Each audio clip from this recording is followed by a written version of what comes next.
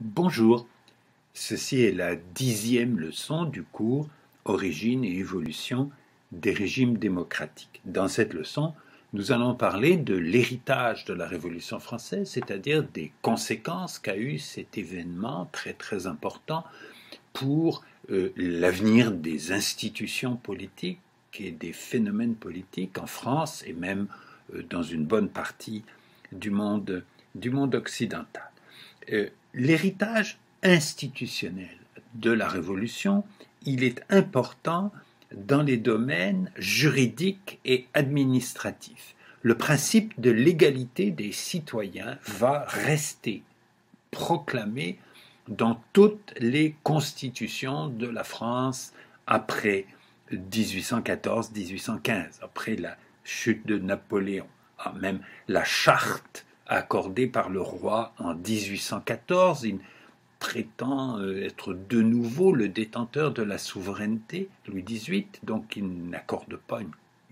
n'adopte pas une constitution, il accorde une charte à ces sujets. Et l'article 1er de cette charte dit « Les Français sont égaux devant la loi ». Ça, c'est un des principes, le principe le plus important de la Révolution, je vous l'ai dit, et le principe sur lequel aucun régime ensuite n'osera revenir. Principe qui va continuer à être appliqué de façon très imparfaite. Les femmes continuent à ne pas être citoyennes, le suffrage va être censitaire, l'esclavage va être maintenu dans les colonies jusqu'en 1848. Donc l'égalité, elle n'est pas appliquée, mais elle est proclamée. Et elle est proclamée de façon visible, de façon importante. Elle joue un rôle dans l'esprit des gens pour porter un jugement sur les situations politiques pendant tout le 19e et le 20e siècle. Le Code civil adopté au début du pouvoir de Napoléon va rester en vigueur.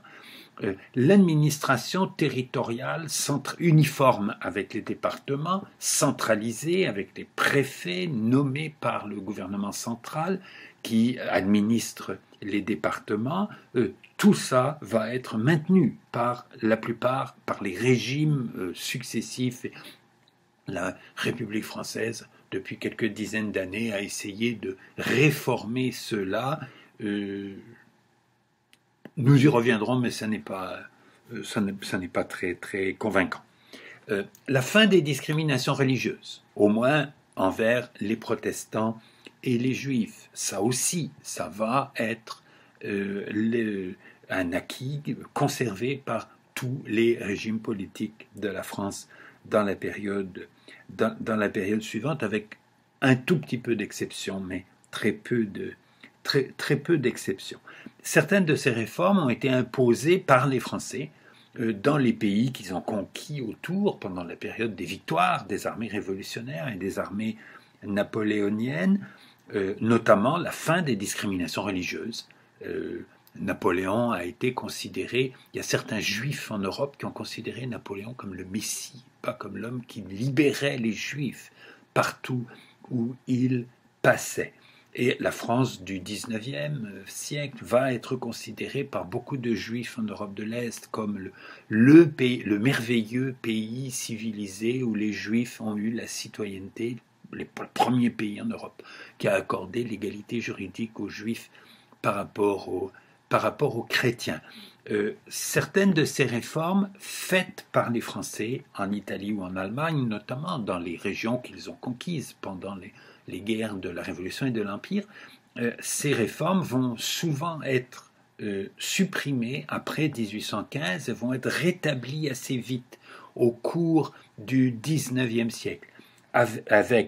On cesse de persécuter, on cesse de discriminer juridiquement contre les protestants dans les pays catholiques, contre les catholiques dans les pays protestants et contre les juifs partout, avec l'exception de la Russie.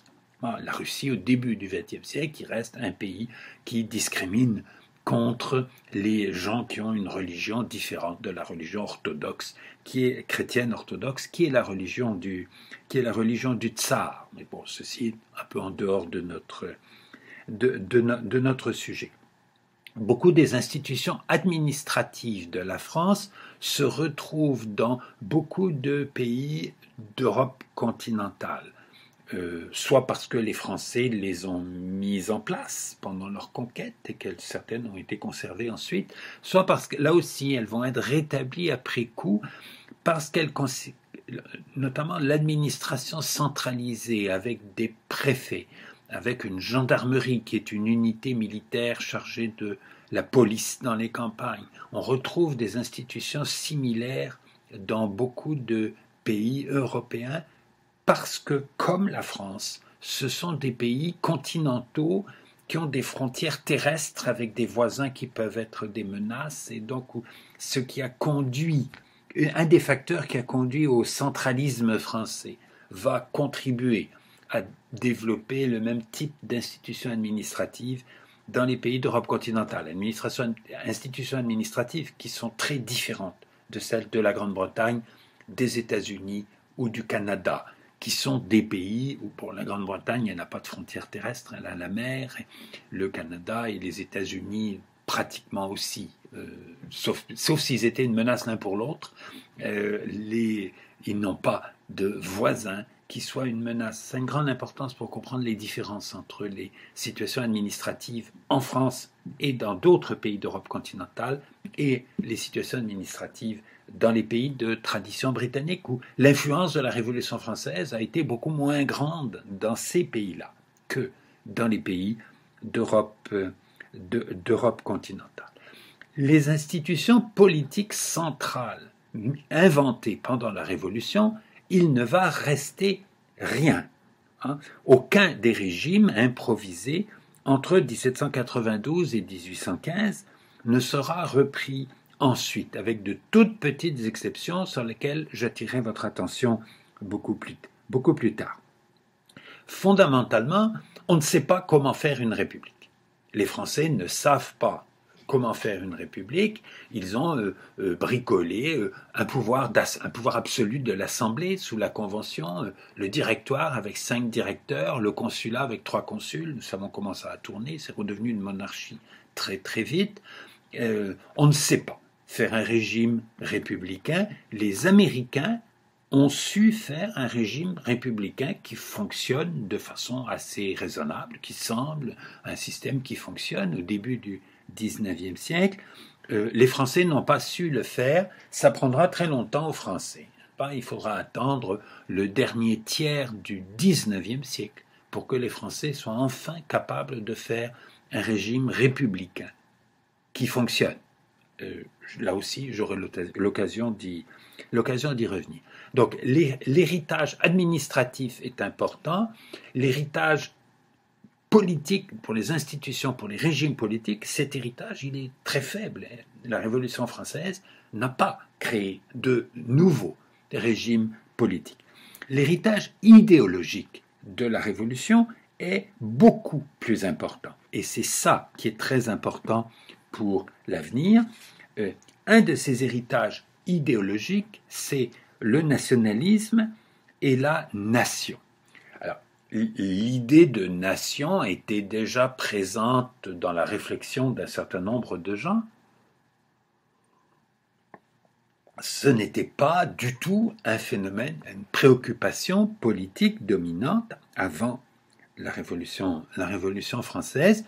Nous avons vu que dans la Déclaration des droits de l'homme de 1789, on nous dit que la souveraineté politique appartient à la nation.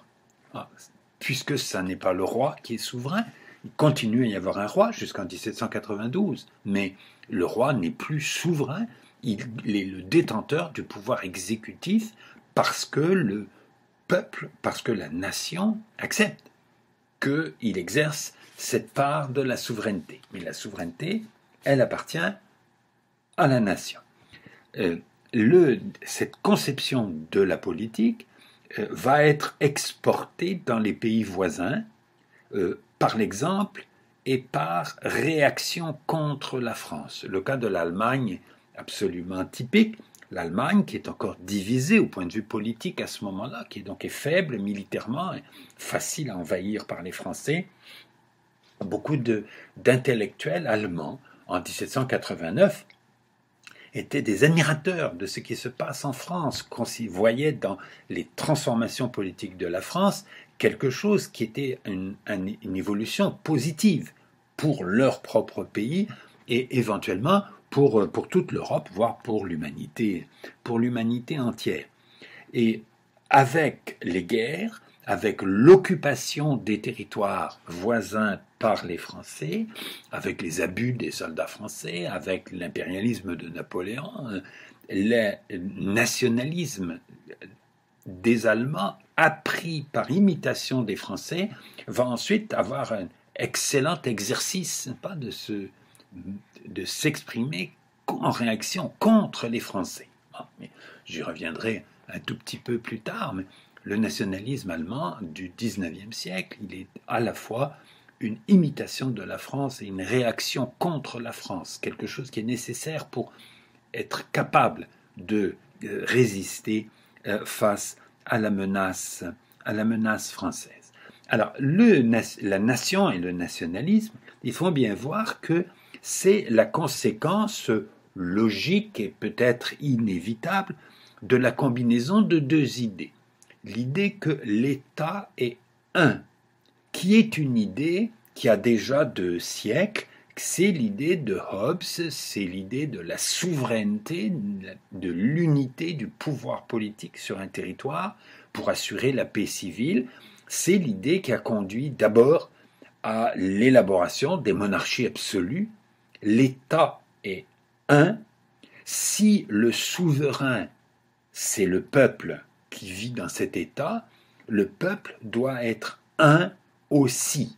Il doit y avoir une correspondance entre l'unité de l'État et l'unité du peuple.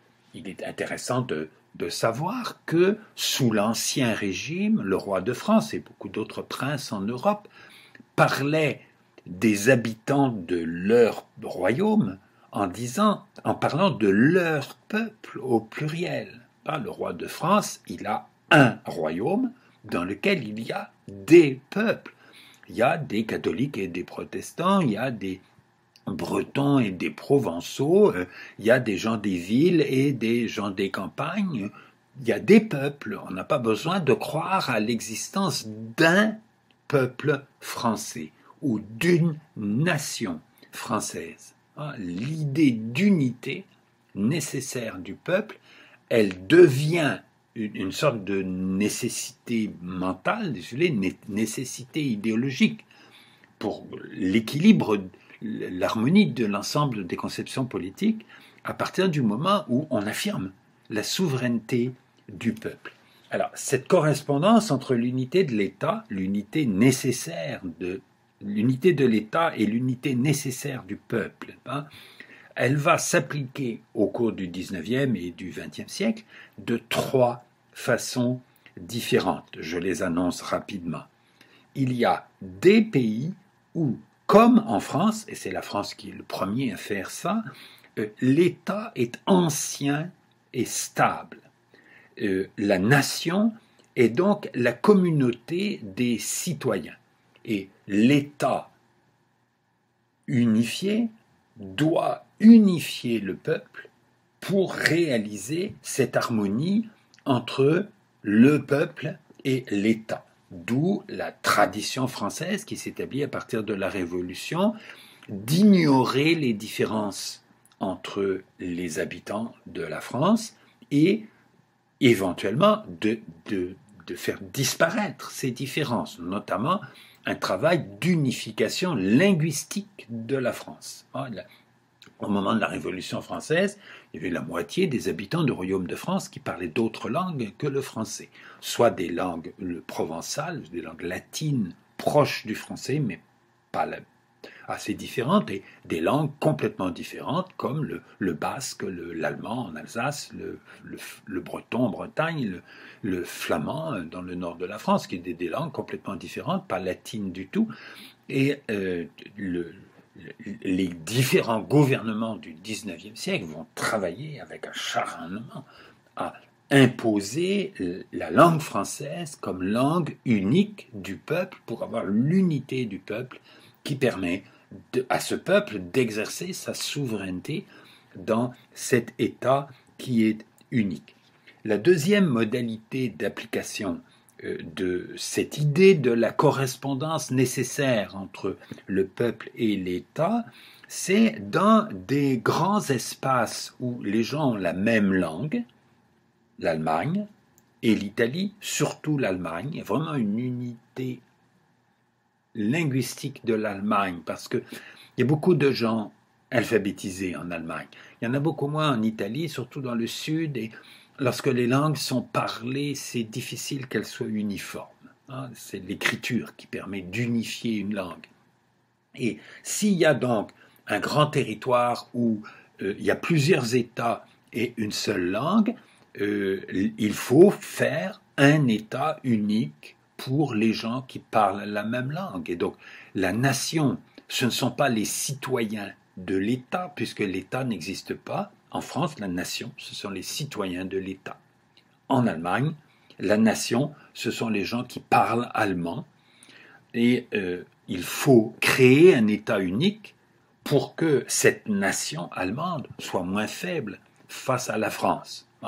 Et le nationalisme allemand, comme je vous le disais, se développe par imitation de la France et par réaction contre la France. Deux choses complètement des détails, mais qui sont remarquables du point de vue de l'obsession française des Allemands au XIXe siècle, dans la construction de leur nationalisme. Les Allemands, dans la première moitié du XIXe siècle, pour parler de la France, ils disaient la grande nation. La France était la grande nation. C'était la nation qu'il fallait essayer d'égaler. Il fallait essayer de cesser d'être plus faible que cette grande nation. Et pour ça, il fallait créer un État unique qui sera créé en 1871 dans le château de Versailles. C'est dans le cadre de la lutte contre la victoire allemande contre la France en 1871 que les princes allemands se réunissent à Versailles, dans la banlieue de Paris, et proclament l'unité de l'Allemagne. L'unité de l'Allemagne n'a pas été proclamée sur le territoire de l'Allemagne, elle a été proclamée sur le territoire de la France, ce pays qui était à la fois le modèle et l'ennemi, et où l'unité peut être réalisée grâce à la victoire contre la France en 1871. Enfin, il y a une troisième modalité d'application du nationalisme, c'est les États grands dans lesquels il y a un grand nombre de peuples différents, ayant des langues ou des religions différentes, et où l'État central n'est pas capable de faire la même chose qu'en France. L'État central est trop faible par rapport au particularisme des différentes populations qui vivent sur son territoire, et donc le nationalisme va se développer non pas pour unifier le peuple du grand État, mais pour créer des petits États qui correspondent aux différents peuples. C'est essentiellement ce qui va se passer en Irlande face au Royaume-Uni, ce qui va se passer en Pologne face à la Russie, ce qui va se passer dans l'Autriche ou l'Autriche-Hongrie ensuite à partir de 1867 en Europe centrale, où il y a des nationalismes hongrois, tchèques, slovaques, roumains, serbes, etc., qui vont s'exprimer contre le grand empire, des nationalismes séparatistes. Il y a le même phénomène dans l'Empire ottoman, dans la région des Balkans, où là, le critère d'identification de la nation, c'est plutôt la religion. Ils s'identifient comme des nations au cours du XIXe siècle, et il y a la revendication d'une nation grecque, d'une nation serbe, d'une nation arménienne, etc., dans l'Empire ottoman, dont certaines vont arriver à devenir des États indépendants au cours du XIXe siècle. Et au cours du XXe siècle, ce nationalisme séparatiste, si vous voulez, qui veut créer des États plus petits, avec l'argument que tel groupe culturel ou linguistique ou religieux particulier là, à l'intérieur d'un État constitue une nation séparée et donc doit avoir un État séparé. C'est quelque chose qu'on observe en Belgique, c'est quelque chose qu'on observe au moment du démembrement de la Yougoslavie dans les années 1990, c'est quelque chose qu'on observe au Canada avec la question du Québec par rapport au reste du Canada. Donc retenez ça, pas les trois modalités d'application d'une idée qui au départ est la même. L'idée qu'il doit y avoir une correspondance entre l'État et le peuple, ce qui donne soit l'unification du peuple par l'État, soit la création d'un nouvel État par un peuple qui réunit des États multiples pour faire un État unique, soit qui cherche à morceler un État pour créer des États nouveaux plus petits qui correspondraient chacun à une nation. Alors, le nationalisme en France et en Europe, il est d'abord l'allié des partisans de la Révolution. Il a effectivement une parenté théorique étroite avec la démocratie, puisque les deux mouvements d'idées ont en commun une notion centrale, la notion de souveraineté du peuple. Avec le temps, nous allons nous rendre compte que le nation et le nationalisme peuvent devenir des problèmes pour le fonctionnement des démocraties. Mais il continue à y avoir jusqu'à aujourd'hui, au Québec, mais pas seulement au Québec, des gens qui soutiennent que la démocratie n'est possible qu'au sein d'une nation, qu'il faut être une nation pour pouvoir être une démocratie. Ça crée un problème pour le fonctionnement des démocraties et nous verrons qu'il y a certaines situations politiques dans le monde d'aujourd'hui où si on voulait appliquer ce principe, ça poserait des problèmes très difficiles. J'y reviendrai plus tard. Mais retenez cela, la parenté originelle du nationalisme et de la démocratie, le rôle de la Révolution française dans l'importance de ce thème idéologique et les trois modalités d'application possibles de cette idée à la fois démocratique et nationaliste. L'autre héritage idéologique de la Révolution, qui sera très important,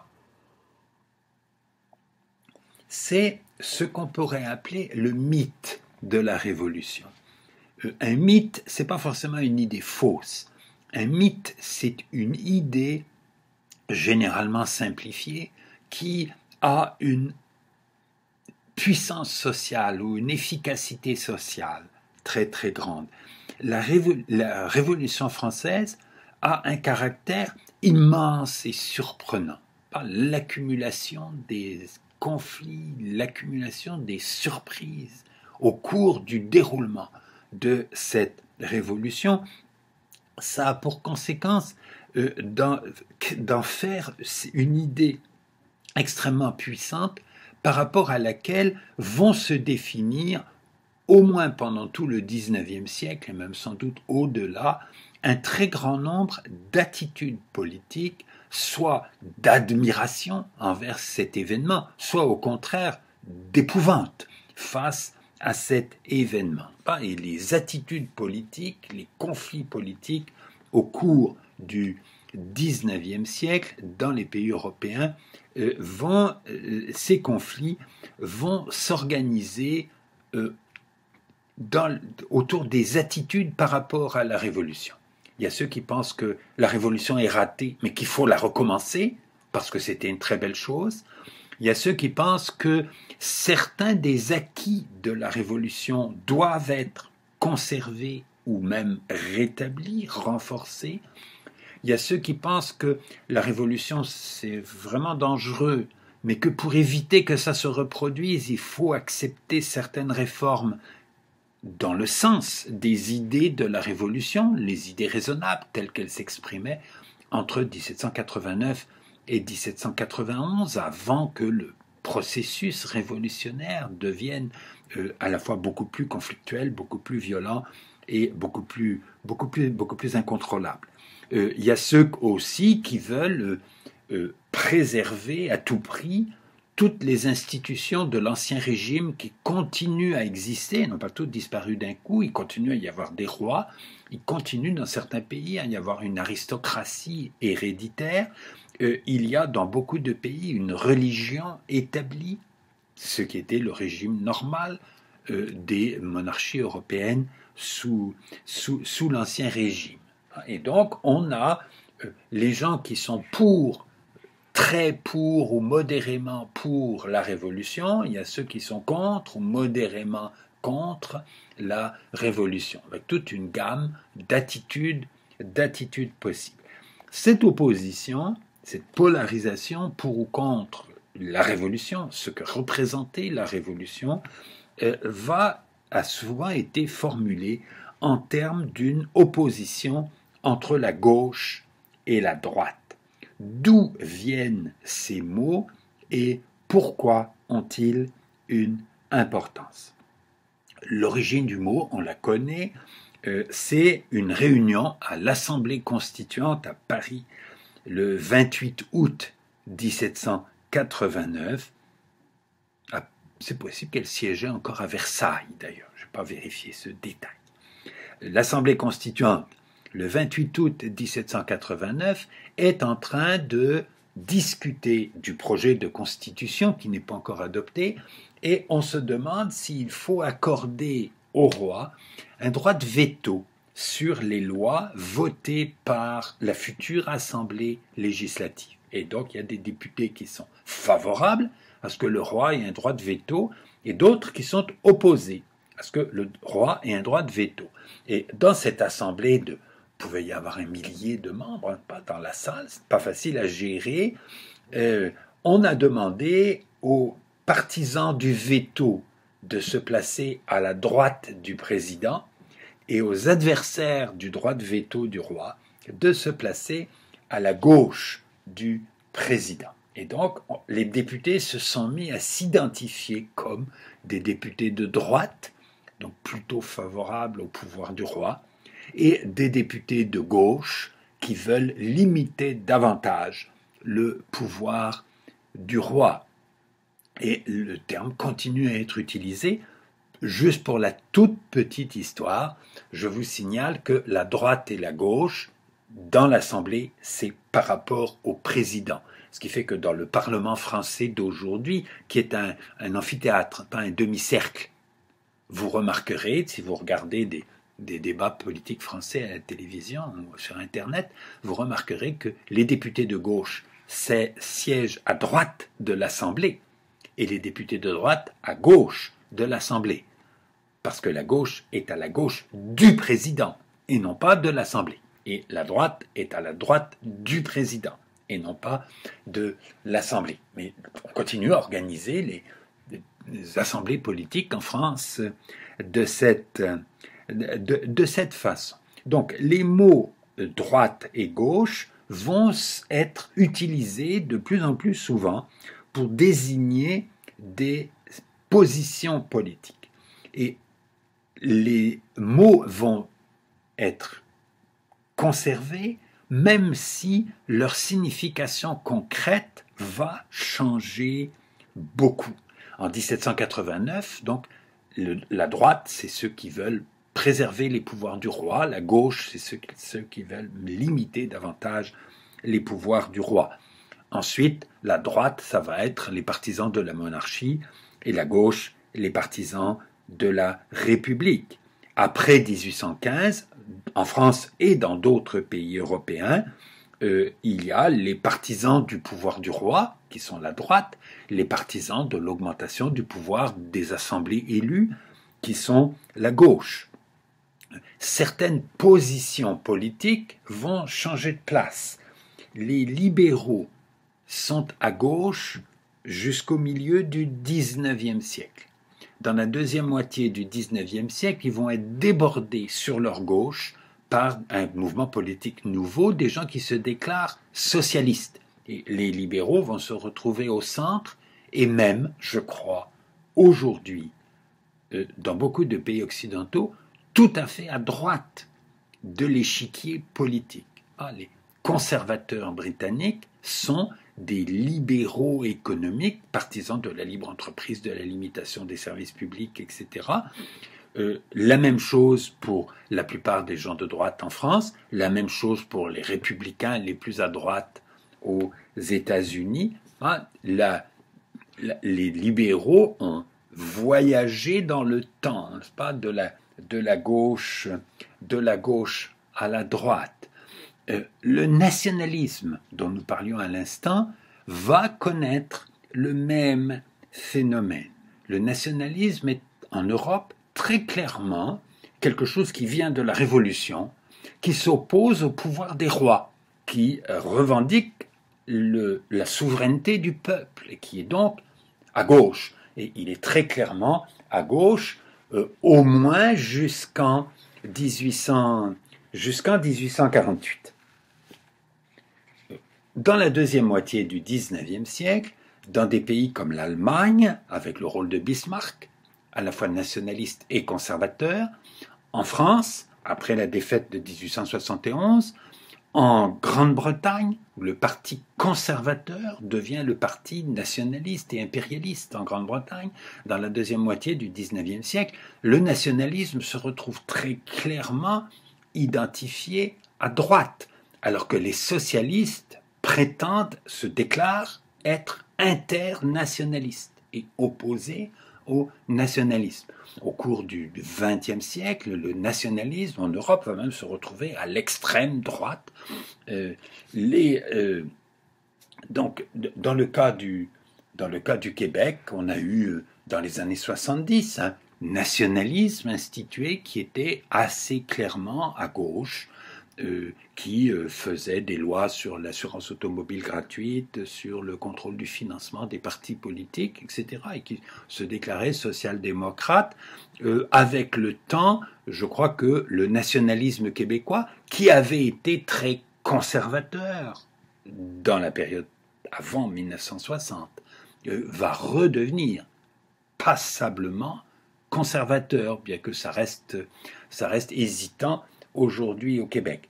Ce qu'il faut remarquer, c'est que cette position politique, elle peut changer de place entre la gauche et la droite. Les libéraux peuvent changer de place entre la gauche et la droite.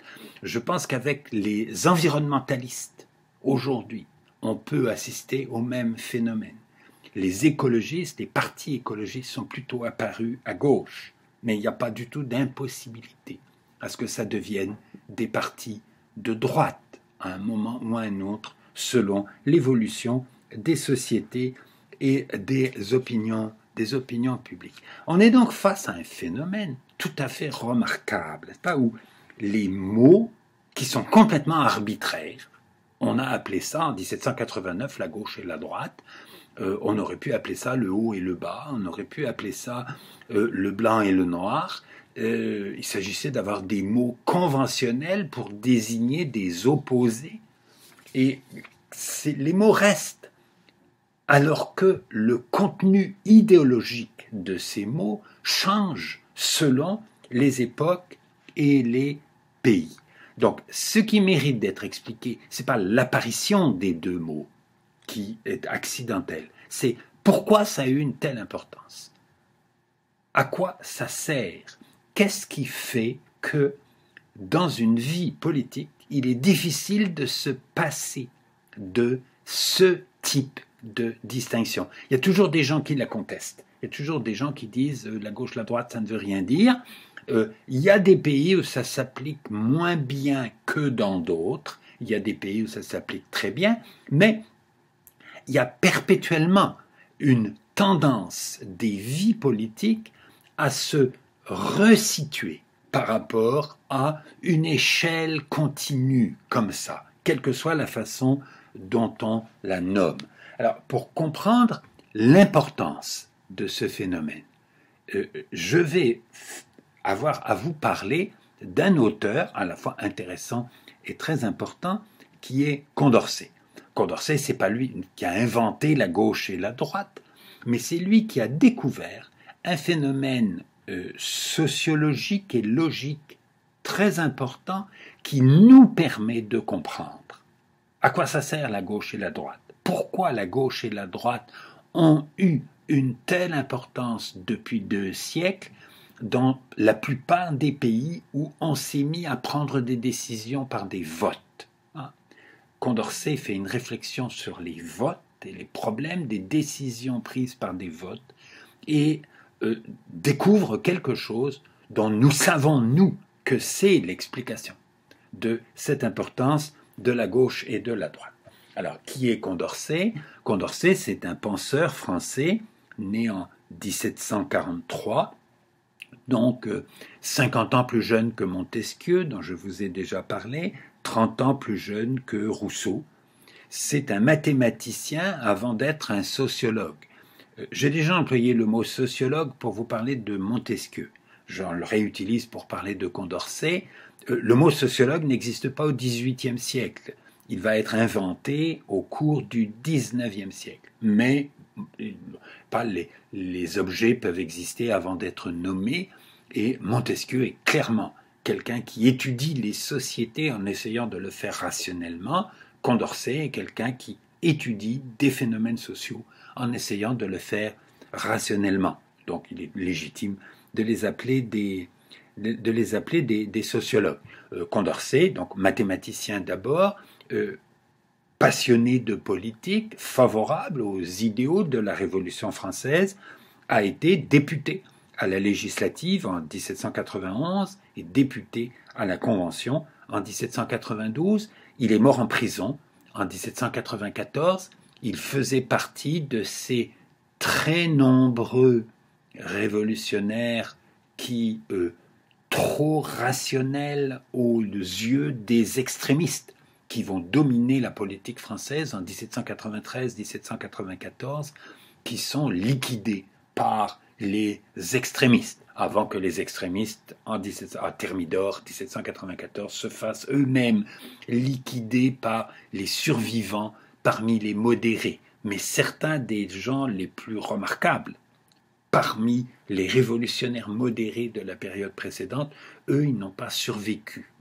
C'est seulement les modestes et timides qui avaient survécu et qui ont été capables de renverser Robespierre en 1794. Condorcet est un personnage intéressant à cause du caractère un peu tragique de son destin personnel. Il est intéressant aussi pour avoir été le seul homme, à ma connaissance, en France, parmi les gens qui s'exprimaient en public, qui a été favorable à la citoyenneté des femmes. Il y a quelques femmes qui le revendiquent. Je n'ai rencontré aucun autre homme en France qui ait dit clairement que les femmes devraient être citoyennes comme les hommes et avoir le droit de vote comme les hommes. Ce que Condorcet déclarait dans un texte écrit, publié en 1790. Condorcet a raconté que à chaque fois qu'il disait ça, qu'on devait donner le droit de vote aux femmes, la plupart des gens qui l'écoutaient pensaient qu'il faisait une blague, pensaient que c'était pas sérieux. Condorcet est tout à fait exceptionnel par rapport aux penseurs du XVIIIe siècle sur ce point-là. Oui, je fais un mot de parenthèse là-dessus. Deux des anomalies très très graves de la société occidentale du XVIIIe siècle, qui pour certaines choses est très admirable, parce que c'est des gens qui veulent faire des progrès très très importants à la société. Et il y a deux anomalies, à nos yeux, anomalies ou injustices très très graves dans cette société. L'une, c'est l'esclavage, l'autre, c'est le fait de l'inégalité juridique entre les hommes et les femmes, le fait de ne pas donner les mêmes droits aux femmes qu'aux hommes. Et ce qui est très remarquable chez les penseurs du XVIIIe siècle, c'est que la plupart des gens sérieux savaient que l'esclavage était un scandale et dénonçaient l'esclavage comme étant un scandale. Et la plupart d'entre eux n'étaient pas capables de se rendre compte que l'inégalité juridique entre les hommes et les femmes était un scandale aussi. Ça, on ne s'en rendra compte que plus tard. Condorcet est un des rares qui s'en rendait compte. Kant, que vous savez, je l'ai déjà avoué, je l'aime beaucoup, Kant, quand il parle de l'esclavage, je peux être d'accord avec lui, un lecteur aujourd'hui peut être d'accord avec lui, avec les arguments qu'il utilise pour dénoncer l'esclavage. Quand Kant parle des droits des femmes dans la société, on oublie, on n'essaie de pas y penser, on se dit comment un homme aussi remarquable peut-il écrire des sottises pareilles. Donc Condorcet est intéressant aussi. À cause de sa position sur les droits des femmes dans la société, mais c'est pas ça qui est important pour mon sujet aujourd'hui. Je vous en parle juste pour vous persuader que Condorcet est un auteur important. Donc, dans un certain nombre de textes écrits entre 1787 et 1793, Condorcet tente de faire une théorie de la prise de décision par des votes. Son but, c'est de se demander à quelles conditions des votes dans une assemblée ou dans une population peuvent aboutir à une solution vraie. Je pense que la terminologie qui parle de vérité dans ce contexte-là est inexacte. La question c'est, est-ce qu'on peut avoir une décision efficace, cohérente ou acceptable pour les gens qui prennent la décision? Et qu'avec sa recherche de la vérité par les votes, Condorcet met en évidence autre chose qui est très important à connaître, qu'on appelle parfois des paradoxes de Condorcet ou l'effet Condorcet. Qu'est-ce que c'est un effet Condorcet? C'est quand un groupe, je vous mets le texte pour être sûr que je l'exprime convenablement. Quand un groupe de personnes qui sont toutes rationnelles et cohérentes tentent de prendre des décisions collectives en votant, elles produisent dans certaines situations un résultat qui semble absurde à un observateur extérieur et même aux personnes qui ont voté elles-mêmes. Ce n'est pas la conséquence de la malveillance ou de la stupidité de certaines d'entre elles, mais à cause de la procédure de vote utilisée et de la répartition des opinions dans le groupe concerné. Toutes les prises de décision par des votes ne donnent pas ce type de résultat, mais le risque existe que ça donne ce type de résultat à chaque fois qu'on vote entre plus de 2 possibilités. S'il n'y a que 2 possibilités, il ne peut pas y avoir d'effet Condorcet. Si le nombre des options possibles augmente, la probabilité d'un effet Condorcet devient de plus en plus grande. Alors, il y a 2 livres de base qu'il faut connaître là-dessus. L'un, c'est le livre d'un philosophe des sciences français, Gilles Gaston Granger, La mathématique sociale du marquis de Condorcet, et l'autre, c'est le livre d'un universitaire français, Pierre Favre, La décision de majorité. C'est un énorme livre qui porte sur énormément des problèmes que posent les élections et les décisions par des votes. Son exposé des paradoxes de Condorcet, c'est à la page 33 à 49. Granger expose la démonstration mathématique de Condorcet que je comprends très difficilement et que je ne pense pas du tout être capable de vous expliquer et dont je ne crois pas qu'il soit essentiel pour nous de savoir quelle est la démonstration mathématique. Et Favre, qui ne cherche pas non plus à nous donner la démonstration mathématique, donne des exemples de plusieurs des variantes des paradoxes de Condorcet. J'ai fabriqué moi-même un exemple encore plus simple que les exemples que donne Favre dans son livre, un exemple très très simplifié que j'expose dans mon livre Les inégalités contre la démocratie, que vous avez dans la bibliographie du cours, et exemple que je reprends avec vous. De nouveau, je vous mets le texte sur l'écran pour que vous puissiez suivre. Donc, on imagine qu'on est dans une sorte de petit canton suisse qui fait de la démocratie directe, dans lequel des gens proposent qu'on accorde des subventions supplémentaires aux écoles. Et si on décide d'accorder des subventions, il faut décider comment on finance ces subventions. Et il y a des gens qui disent qu'on peut les subventionner en augmentant les impôts, et d'autres qui disent mais non, ça serait mieux de financer en empruntant tout simplement. L'endettement public du canton n'est pas très grand et on peut financés par l'endettement. Et donc, on peut imaginer la répartition des opinions des gens en 3 groupes.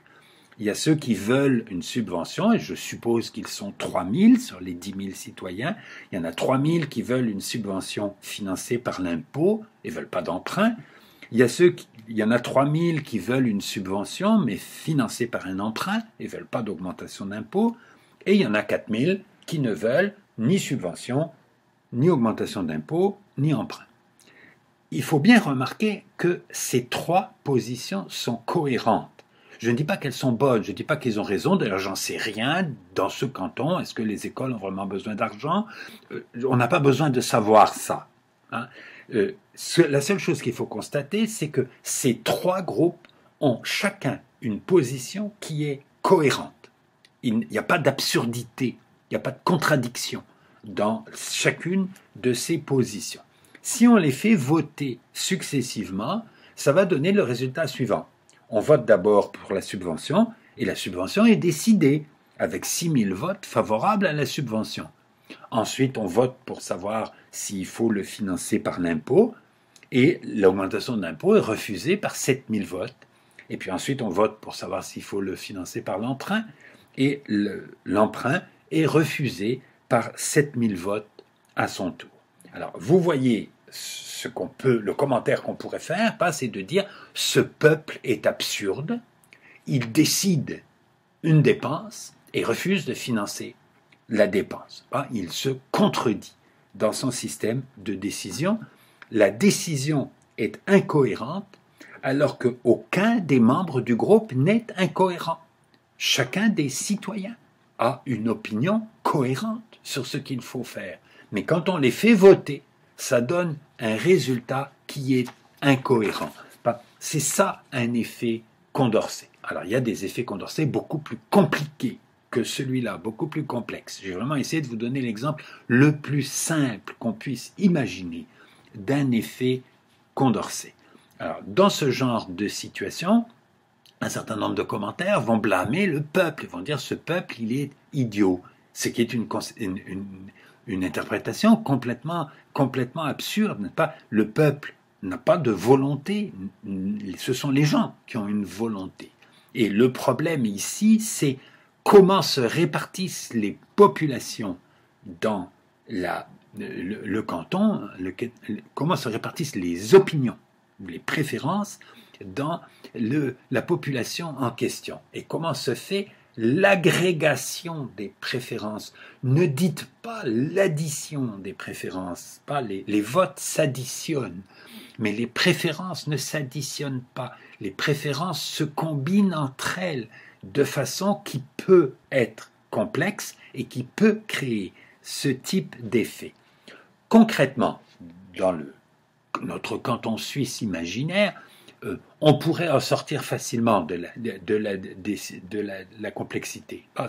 Les partisans de la subvention pourraient se réunir entre eux, se consulter et dire bon, on va faire un compromis, on va faire une augmentation d'impôts, mais qui va financer seulement la moitié de la subvention, et puis on va faire un petit emprunt qui va financer l'autre moitié de la subvention, et comme ça on va avoir notre subvention.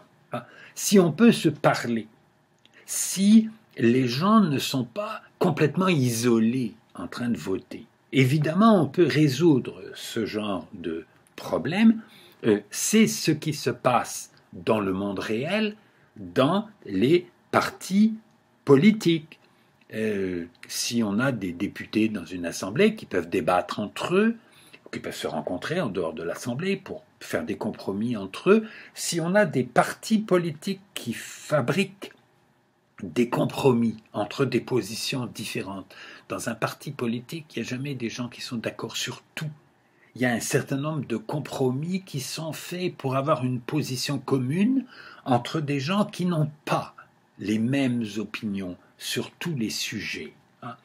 Et les partis politiques sont indispensables dans un système politique où les décisions sont prises par des votes pour procéder à l'agrégation des préférences, pour que les votes puissent ne pas donner trop souvent des résultats absurdes, comme celui que nous venons d'observer dans notre petite expérience mentale. Hein. Et alors ça a deux conséquences sociologiques pour nous. La première, c'est que il ne faut pas rêver de faire une démocratie directe avec les gens qui pas les démocraties directes, ça a existé dans des petites sociétés où les citoyens pouvaient se réunir tous sur l'agora et régler ces problèmes-là entre eux en parlant. La démocratie directe, il y a des gens qui nous disent aujourd'hui, avec Internet et les ordinateurs, tout le monde pourrait avoir, tous les citoyens pourraient avoir à la maison un terminal, et ce terminal leur annoncerait quels sont les sujets sur lesquels il va falloir voter, et ils auraient des boutons, pas pour voter, pour, contre ou abstention, et on pourrait décider tout par démocratie directe. On n'a plus besoin d'élections, on n'a plus besoin de députés, c'est le peuple au pouvoir de façon absolue.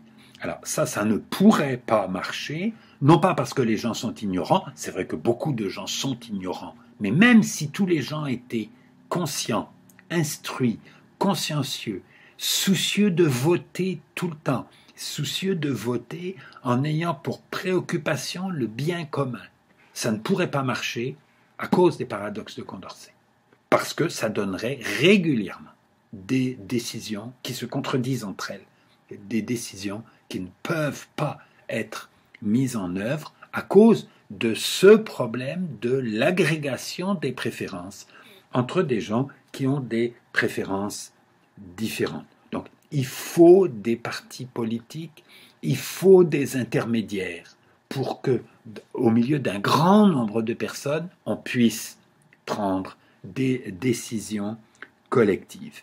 Et il faut que ces partis correspondent à une échelle transitive des opinions dans la société. Alors, ça, c'est quelque chose qui a été montré par un économiste américain du nom de Kenneth Arrow, qui, au milieu du XIXe siècle, redécouvre Condorcet. Les paradoxes de Condorcet, des gens connaissent ça depuis très longtemps et pensent que c'est une espèce de curiosité là qui n'a pas une importance très grande. L'analyse que je suis en train de faire avec vous, qui est de dire que c'est à cause du risque des paradoxes de Condorcet qu'on a besoin de l'échelle gauche-droite, ou que c'est à cause des paradoxes de Condorcet qu'on a toujours besoin de partis politiques dans une démocratie. Ça, c'est un argument, un raisonnement qui n'a pas été fait au cours du 19e ou au début du 20e siècle. C'est un raisonnement que l'on peut faire aujourd'hui à la suite de la redécouverte de Condorcet par Arrow, plutôt qui a découvert les conséquences des paradoxes de Condorcet et qui a montré que pour qu'il n'y ait pas de paradoxe de Condorcet dans une vie politique, il faut que l'échelle des opinions entre les partis politiques soit transitive. Qu'est-ce que ça veut dire? Je vous l'explique et de nouveau, je vous mets un schéma au tableau. Hein? Imaginons un pays où il y a 4 partis politiques qu'on va appeler D, A, B, C et D. Et on suppose que, on va partir de l'un de ces partis, le parti D, et les électeurs du parti D préfèrent le parti D au parti C, le parti C au parti B, et le parti B au parti A. Et ça peut donner la représentation graphique que vous avez, les 2 premières lignes, la ligne, les partis, et puis la représentation, la ligne 1, pas D, préférable à C, préférable à B, préférable à A. Si les autres les électeurs des autres partis politiques perçoivent la répartition des opinions de la même façon, ça va donner, pour les électeurs du parti A, vont préférer le parti B au parti C et le parti C au parti D. Et puis les électeurs des 2 partis intermédiaires, C et B, vont avoir des préférences qui se répartissent comme la ligne 3 et la ligne 4. Vous les reliez, vous garderez cette présentation écrite et puis vous la réviserez après le cours. Hein. L'idée, c'est que un parti qui n'est pas à l'extrême. D et A se retrouvent à l'extrême sur la localisation des opinions imaginaires que nous considérons aujourd'hui. Mais un partisan du parti C peut préférer le parti D au parti B ou le parti B au parti D. Il a un choix et ça ne perturbe pas le système s'il le fait. Et la même chose pour les partisans du parti B. Et donc ça donne pour le parti C et pour le parti B les préférences possibles qui sont les suivantes. Et puis, il peut y avoir des préférences qui rendent le système intransitif. Par exemple, si les partisans, la ligne 5, tout d'un coup, les partisans du parti C préfèrent le parti A au parti B. Ils ne devraient pas avoir le droit de faire ça. En fait, ils ont le droit, mais il ne faut pas qu'ils le fassent si on veut que l'échelle des préférences dans cette société reste transitive. J'ai deux autres exemples.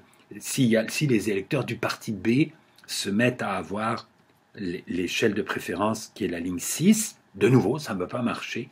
Ou si les électeurs du parti A ont la ligne 7, l'ordre de préférence de la ligne 7, ça ne va pas marcher. J'ai souligné dans les lignes 5, 6 et 7 les deux préférences qui sont incompatibles, pas qui sont inversées. C'est-à-dire, en 5, il faudrait que C mette B devant A, et ça marcherait. En ligne 6, il faudrait que B mette C devant D, et ça marcherait. Et en ligne A, il faudrait que A mette B devant C, et ça marcherait. Alors, ce qu'il faut bien comprendre, c'est que s'il y a des gens dont l'ordre de préférence correspond aux lignes 5, 6 ou 7, ça ne veut pas dire qu'ils sont dans l'erreur. Ils ont le droit de penser cela. Mon point, c'est que si un nombre important de gens dans la société ont cet ordre, soit l'ordre de préférence 5 ou 6 ou 7, les ordres de préférence de 1 à 4 ne conviennent plus. Il faut les modifier. Et vous pourrez faire l'exercice, si vous voulez, après le cours, de vous demander comment il faudrait modifier les 4 premières lignes pour que la ligne 5 devienne compatible avec le reste, et crée un ordre de préférence transitif. Donc, il faut que l'ordre de préférence soit transitif. Il faut que tout ou presque tous les électeurs, il y a toujours des gens bizarres, bien sûr, s'ils sont qui ont des opinions complètement originales. S'ils sont peu nombreux, c'est pas grave. Mais s'ils deviennent très nombreux, ils deviennent un problème pour le fonctionnement du système politique. Il faut donc, pour qu'un système de décision fondé par des votes fonctionne comme il faut que les citoyens qui votent aient à peu près tous la même perception des positions relatives des opinions des autres. Il ne faut pas qu'ils soient d'accord tous ensemble, mais il faut qu'ils perçoivent tous de la même façon les différences entre eux. Donc là, et c'est bon, Arrow finit de nous expliquer comment il faut comprendre la découverte de Condorcet, que c'est Condorcet qui est au départ de la découverte de ça.